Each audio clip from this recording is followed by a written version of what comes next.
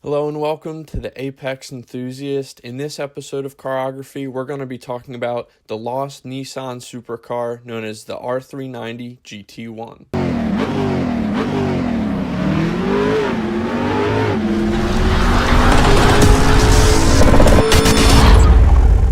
To start the story of the R390 GT1, we have to start in 1990, where Nissan started running their GTRs in the Group C class, finishing in third place overall.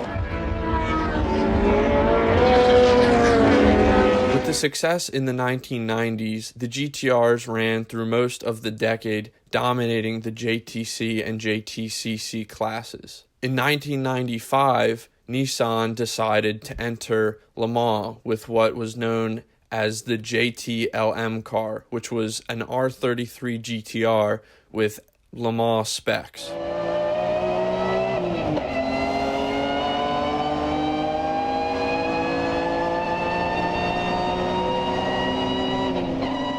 Nissan entered two GT-LM cars in the 1995 Le Mans, thinking that they would be placed in the JTCC class because that's what they were originally used for.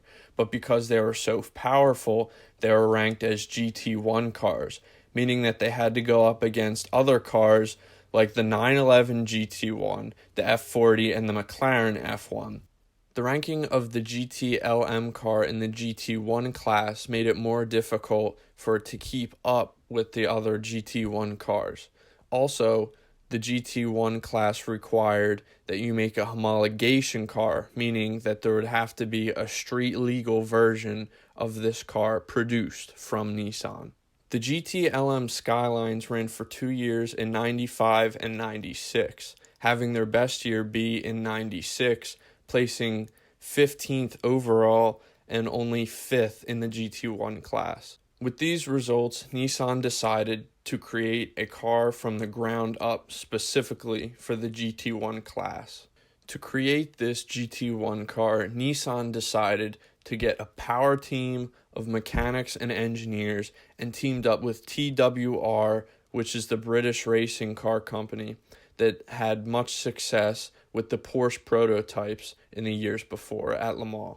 After teaming up with TWR and the designers from the company, Nissan decided to move away from the front engine of the Skylines and decided to match the rest of the grid in the GT1 class by creating a mid-engine Nissan GT1 car. Back in 1988, Nissan engineered a V8 engine that was used in two of its race cars, but was put aside until TWR decided that they wanted to put it in the R390.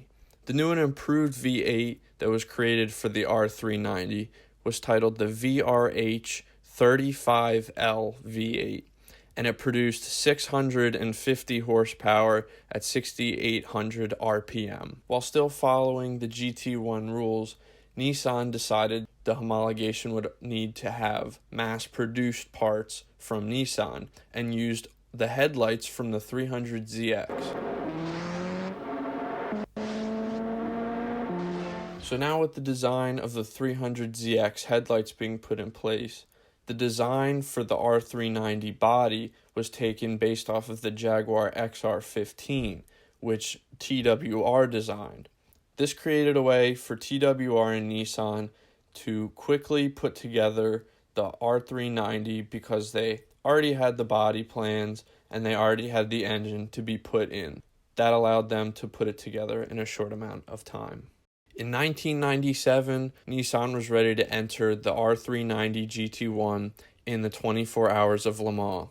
After the race, they finished 12th overall and 5th in the GT1 class. Now you may think, hey, didn't they just finish in 5th in the GT1 class with the GT-LMs?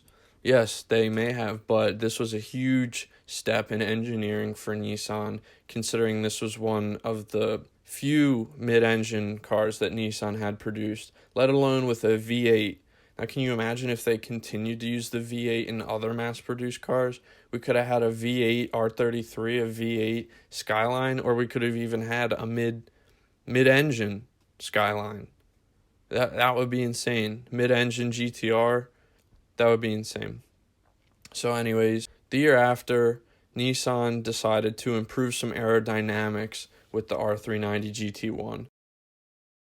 This allowed them to finish at their top place, third in the GT1 class at Le Mans. Number 32, and it was Hoshino, Suzuki, and Kageyama in the Nissan R390, the GT1. Fifth and sixth, the two Nissans. Then the Nissan rounding out the top 10. After the success of the 24 Hours of Le Mans in 1998, Nissan decided in 1999 to discontinue using the R390 GT1 in the 24 Hours of Le Mans.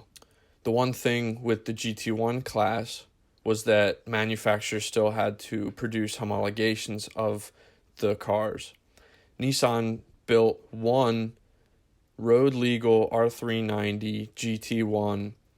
It was the minimum requirement was one mass-produced version of the race car. With the homologation version, the horsepower would be detuned to only 550 horsepower. And also, this car still had the 300ZX headlights, which I think is interesting.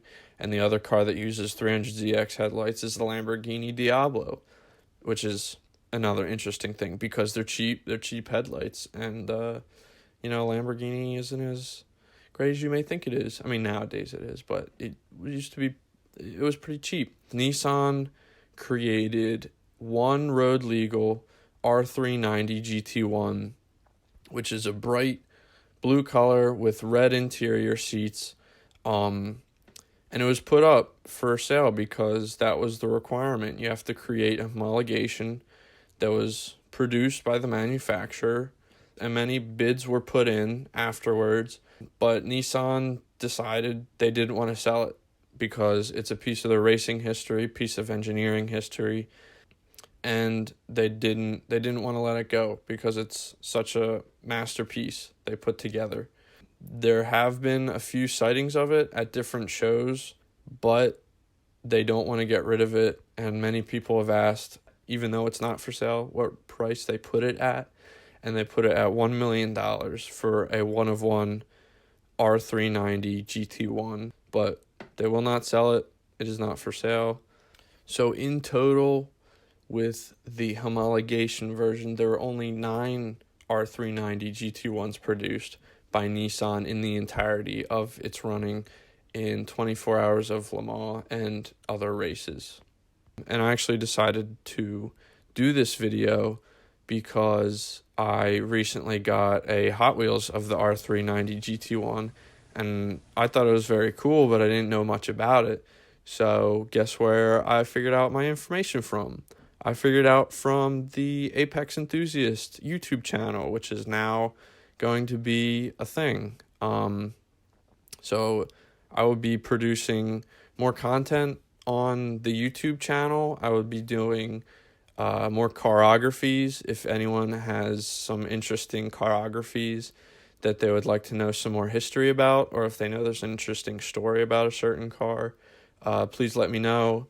I do now have an email. It's a Gmail. It's Apex Enthusiast Pod. It's Apex Enthusiast Pod at gmail.com. So if you have any interesting inquiries or questions or something, just let me know how I'm doing on these videos and podcasts. Just hit me up, apexenthusiastpod at gmail.com. So that's all for this episode. Hopefully I might be doing some more interviews, but thanks for watching. Have a good one.